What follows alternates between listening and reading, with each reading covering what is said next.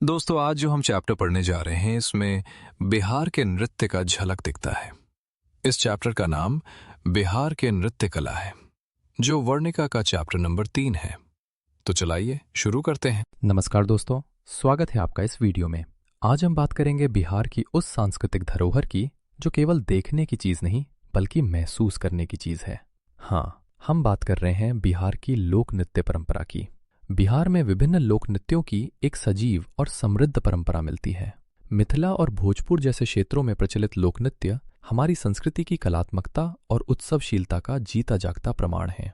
लोक नृत्य यहाँ सिर्फ मनोरंजन नहीं है, ये जुड़े हैं खुशी से, दुख से, पूजा से, विवाह से और जीवन के हर महत्वपूर्ण अवसर से।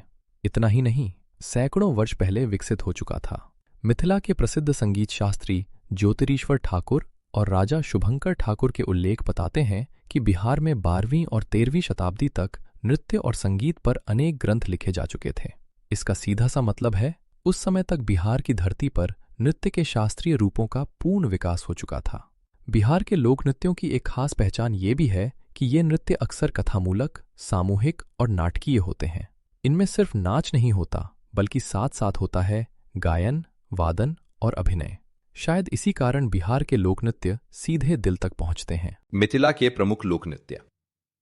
दोस्तों, स्वागत है आपका पार्ट 2 में। इस भाग में हम जानेंगे मिथिला क्षेत्र के प्रमुख और प्रसिद्ध लोक नृत्यों के बारे में। मिथिला के लोक नृत्यों की सबसे बड़ी विशेषता यह है कि ये अधिकतर नारी प्रधान होते हैं। इन नृत्यों में स्त्रियां केवल नृत्य ही नहीं करती, बल्कि गायन, अभिनय और संवाद के माध्यम से पूरी कथा प्रस्तुत करती हैं। सबसे पहले बात करते हैं जटिन नृत्य की। जटिन स्त्रियों का संवाद मूलक लोक नृत्य है। यह नृत्य वर्षा की कामना के लिए किया जाता है। इस नृत्य की एक खास बात यह है कि इसमें पुरुष और नारी दोनों की भूमिकाएं स्त्रियां ही निभाती हैं। इस नृत्य के दर्शक भी अधिकतर स्त्रियां ही होती हैं। जटिन के गीतों की मधुर और लयात्मक शैली सुनने वाले को पूरी तरह तल्लीन कर देती है। अब बात करते हैं झिझिया नृत्य की। झिझिया भी पूरी तरह नारी नृत्य है। इस नृत्य में महिलाएं गोल घेरा बनाकर नाचती हैं और उनके बीच एक महिला छेदों वाला घड़ा अपने सिर पर रखती है। उस घड़े के भीतर एक जलता हुआ दीपक रखा होता है। झिझिया नृत्य का अनुष्ठानिक महत्व भी माना जाता है, जिसका संबंध तंत्र मंत्र की मान्यताओं से जोड़ा जाता है। इसके गीत और नृत्य की तेज लयताल पूरे वातावरण को ऊर्जा से भर देती है। अब आते हैं करिया झूमर पर। करिया झूमर नृत्य में लड़कियां एक दूसरे का हाथ पकड़कर गोलाकार घूमते हुए नाचती हैं। यह नृत्य अधिकतर सांझ या रात के समय किया जाता है। मिथिला में प्रचलित एक अन्य महत्वपूर्ण नृत्य है बिदापत। बिदापत नृत्य विशेष रूप से दलित वर्ग में प्रचलित है। यह सामूहिक गायन वाला नृत्य है, जिसमें मृदंग और खोल जैसे वाद्य बजाए जाते हैं। अब बात करते हैं मिथिला के एक अत्यंत सुंदर नृत्य की, सामा चकेवा। सामा चकेवा नृत्य की सबसे अनोखी विशेषता यह है कि इसमें नृत्य, गायन और मूर्तियां तीनों एक साथ होती हैं। बांसुरी बजाते कृष्ण की मूर्ति के चारों ओर सदभैया, चुगला, खिडरिच, बंतीतर, कुत्ता और हाथी जैसी मूर्तियां रखी जाती हैं।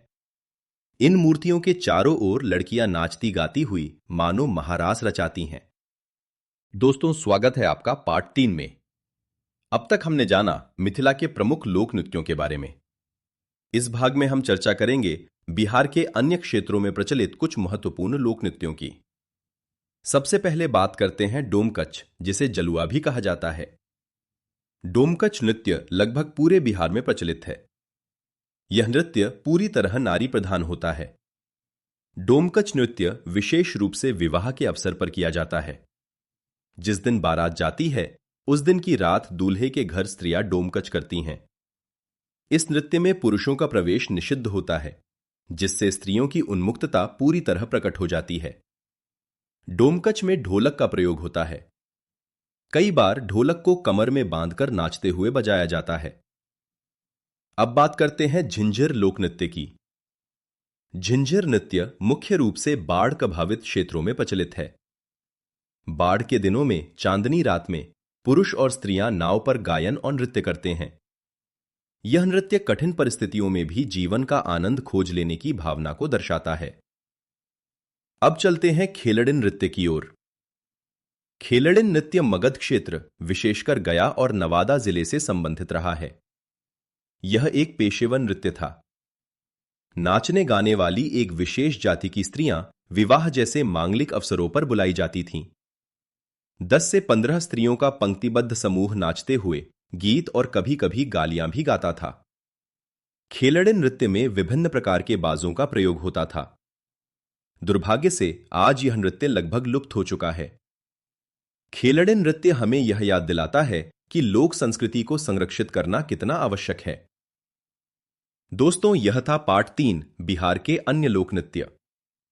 अगले भाग में हम जानेंगे भोजपुरी क्षेत्र के लोक नृत्य जैसे नेटुआ, गोंड, पवरिया और लौंडा नाच।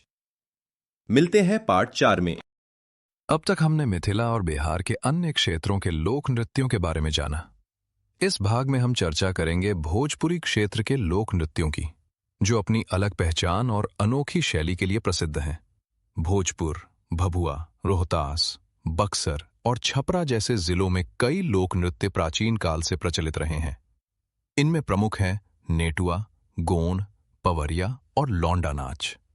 सबसे पहले बात करते हैं नेटुआ नृत्य की। नेटुआ एक घुमक्कड़ जाति है जिसे नट भी कहा जाता है। इस जाति का नाच गान से पारंपरिक संबंध रहा है। नेटुआ नृत्य में फुर्तीले कदम, तेज घुमाव और शारीरिक कौशल स्पष्ट दिखाई देता है। अब बात करते हैं गोंड नृत्य की। गोंड नृत्य अपनी तीव्र लय और उग्र शैली के लिए जाना जाता है। यह नृत्य मंडली में किया जाता है और इसमें हुडुक नामक विशेष बाजे का प्रयोग होता है। हालांकि इस नृत्य में अश्लीलता के तत्व भी पाए जाते हैं, फिर भी भोजपुरी संस्कृति में इसका विशेष स्थान रहा है। अब आते हैं पवरिया नृत्य पर। पवरिया नृत्य मल्लाहों का नृत्य है। इस नृत्य में मल्लाह बाजा बजाते हुए उछलते कूदते हैं और गंगा पूजा के लिए भिक्षाटन करते हैं। यह नृत्य नदी और मानव जीवन के गहरे संबंध को दर्शाता है। अब बात करते हैं भोजपुरी क्षेत्र के सबसे प्रसिद्ध नृत्य की, लौंडा नाच। लौंडा नाच पुरुष प्रधान नृत्य है, जिसमें पुरुष स्त्री का वेश धारण करके नृत्य करते हैं। इस नृत्य में नर्तकों की पहचान मुख से नहीं बल्कि आवाज से होती है। लौंडा नाच के विकास में पारसी थिएटर का भी महत्वपूर्ण प्रभाव रहा है। प्रसिद्ध लोक नाटककार भिखारी ठाकुर की मंडली वास्तव में लौंडा नाच की ही मंडली थी। उन्होंने विदेसिया जैसे अनेक मौलिक नाटकों के माध्यम से इस नृत्य शैली को नई ऊंचाई दी। अब तक हमने बिहार के लोक नृत्यों की विभिन्न शैलियों को जाना। अब बात करते हैं बिहार की नृत्य परंपरा पर शास्त्रीय प्रभाव की। यद्यपि बिहार मुख्य रूप से लोक नृत्यों के लिए प्रसिद्ध है, फिर भी यहाँ शास्त्रीय नृत्य परंपरा का गहरा प्रभाव देखा जाता है। प्राचीन काल में बिहार ज्ञान, कला और संस्कृति का प्रमुख केंद्र रहा है। नालंदा और विक्रमशिला जैसे प्रसिद्ध विश्वविद्यालयों में कला, संगीत और नृत्य की शिक्षा दी जाती थी। इस कारण शास्त्रीय नृत्यों जैसे भरतनाट्यम, कथक और ओडिसी का प्रभाव बिहार में देखने को मिलता है। विशेष रूप से कथक नृत्य का प्रभाव बिहार में अधिक दिखाई देता है। कथक में भाव, लय और कथावाचन की जो परंपरा है, वो बिहार के लोक नृत्यों से काफी मिलती जुलती है। बिहार की नृत्य परंपरा केवल मनोरंजन का साधन नहीं, बल्कि यह सामाजिक चेतना, धार्मिक आस्था और लोक जीवन की सजीव अभिव्यक्ति है। यह नृत्य जन्म, विवाह, त्योहार और धार्मिक अवसरों से जुड़े हुए हैं। यही कारण है कि बिहार के लोक नृत्य आज भी अपनी जीवंतता बनाए हुए हैं। इस प्रकार हम कह सकते हैं कि बिहार की नृत्य परंपरा लोक और शास्त्र दोनों का सुंदर संगम है। दोस्तों, यही था बिहार की नृत्य परंपरा अध्याय का संपूर्ण अध्ययन। तो दोस्तों, आपका चैप्टर खत्म हो गया है, तो आप इस वीडियो को अपने दोस्तों के पास शेयर करो, जिससे सब पढ़े, सब बढ़े तो देश बढ़े। लाइक, सब्सक्राइब ना भूलें।